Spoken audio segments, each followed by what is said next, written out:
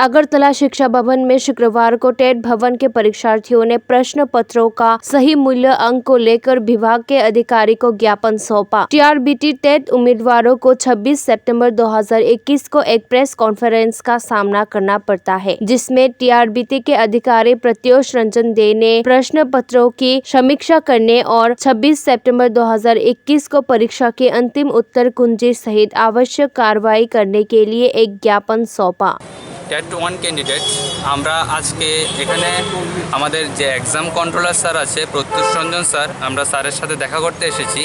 আমাদের গত 26 September TET 1 পরীক্ষা সংগঠিত হয়েছিল সারা ত্রিপুরা রাজ্যে, প্রায় 12,000-এর উপর ক্যান্ডিডেট ছিল। তো সেখানে আমরা দেখতে পাই বেশ কিছু কোশ্চান ছিল আউট অফ সিলেবাস ছিল, কোশ্চানের মধ্যে কিছু স্ট্রাকচারাল ভুল ছিল, কিছু ছিল কোনো অপশান দুটা উত্তর হয়ে যায়, কোনো প্রশ্নের দুটা উত্তর হয়ে যায় অপশানের। কিন্তু আমরা পরবর্তী সময় দেখতে পাই আমাদের টিআরবিটি থেকে ফাইনাল আনসার কি দেওয়া হয়, ওই ফাইনাল আনসার কি দেওয়ার পর আমরা দেখতে পাই যে আমাদেরকে ওই প্রশ্নগুলোতে কোনো ধরনের মার্ক দেওয়া হয়নি।